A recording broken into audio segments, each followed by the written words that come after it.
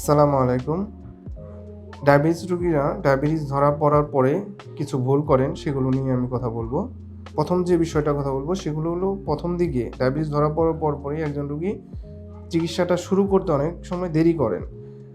তারা মনে করেন যে তাদের ডায়াবেটিসটা হঠাৎ হয়ে গেছে, হঠাৎ ভালো হয়ে যাবে এবং তারা চিকিৎসা দিলে চিকিৎসাটা ঠিকমতো গ্রহণ করতে চান না, ওষুধ নিয়মিত খেতে চান না।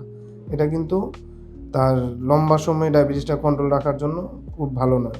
শুরু থেকেই ডায়াবেটিসটা যদি ভালো করে কন্ট্রোল করা যায়, তাহলে কিন্তু ডায়াবেটিসটা সারা জীবন কন্ট্রোলে থাকবে, এরকম একটা নিয়ম।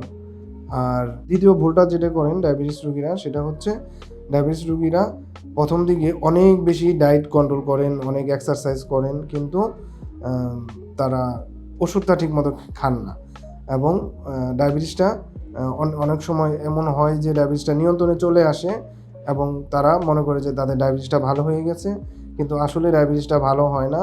ডায়াবেটিস আবার যখন সে খাদ্য নিয়ন্ত্রণ ছেড়ে দেন, ব্যায়ামটা ছেড়ে দেন, তখন কিন্তু আবার আগের মতো বেড়ে যায়। সেক্ষেত্রে আবার সেই ডায়াবেটিসটা ধরা পড়তে অনেক সময় লেগে যায়। তখন কিন্তু এই মাঝখানের সময়টা, যে সময়টা সে অ্যা খাদ্য নিয়ন্ত্রণ করে নাই, ব্যায়াম করে নাই, সেই সময় কিন্তু ডায়াবেটিসটা বেশি থাকার কারণে অনেক ক্ষতি হয়ে যায়। যেমন চোখের ক্ষতি হতে পারে, তার কিডনির ক্ষতি হতে পারে, তার হার্টের ক্ষতি হতে পারে। হ্যাঁ? এজন্য ডায়াবেটিস রোগীরা কিন্তু এই ভুলগুলো করা যাবে না। ধন্যবাদ সবাইকে। সেরা ডাক্তার, সেরা হাসপাতাল, খাজা বদরুদ্দোজা মডার্ন হাসপাতাল।